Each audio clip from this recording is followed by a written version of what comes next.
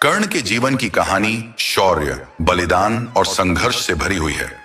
क्या आप जानते हैं कि कर्ण को उनके गुरु भगवान परशुराम से श्राप क्यों मिला और उस श्राप के बाद परशुराम ने फिर से क्रोध क्यों किया? चलिए जानते हैं इस अद्भुत कथा को। लेकिन उससे पहले हमारे चैनल को सब्सक्राइब करें और बेल आइकन दबाना न भूलें।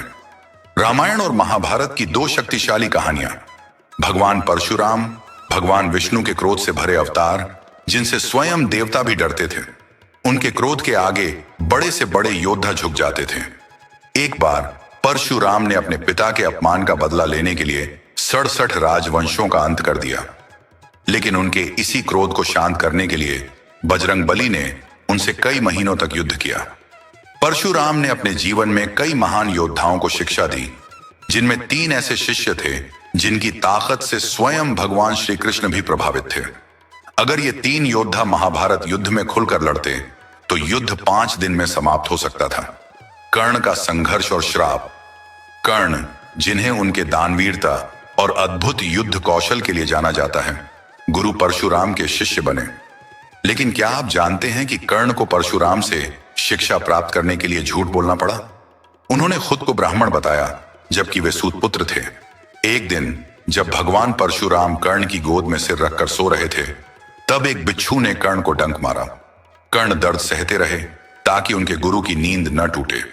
जब परशुराम जागे और कर्ण के धैर्य को देखा तो समझ गए कि इतना सहनशील कोई ब्राह्मण नहीं हो सकता। कर्ण की सच्चाई जानकर परशुराम क्रोधित हो गए और श्राप दिया, जब तुम्हें अपनी विद्या की सबसे अधिक आवश्यकता होगी तब तुम उसे भूल जाओगे। इंद्र का छल और ऋषि का श्राप। इंद्रदेव ने भी कर्ण के खिलाफ षड्यंत्र रचा।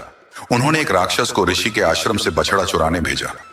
कर्ण ने बछड़े को बचाने का प्रयास किया, लेकिन गलती से ऋषि का बछड़ा घायल हो गया। इस घटना से क्रोधित होकर ऋषि ने कर्ण को श्राप दिया, जिस तरह मेरा बछड़ा असहाय होकर मरा, उसी तरह तुम्हारी मृत्यु भी असहाय होकर होगी। परशुराम का पुनः क्रोध। जब परशुराम को यह पता चला कि कर्ण को ऋषि ने इतना कठोर श्राप दिया है, तो वे अत्यधिक क्रोधित हो गए। उन्होंने कहा, मेरे शिष्य को श्राप देने का साहस किसने किया? मैं पूरी सृष्टि को मनुष्य विहीन कर दूंगा। लेकिन कर्ण ने उन्हें शांत किया और कहा, गुरुदेव, मेरे जीवन में श्रापों का हिस्सा बन चुका है। यह भी मेरे भाग्य का ही एक हिस्सा है।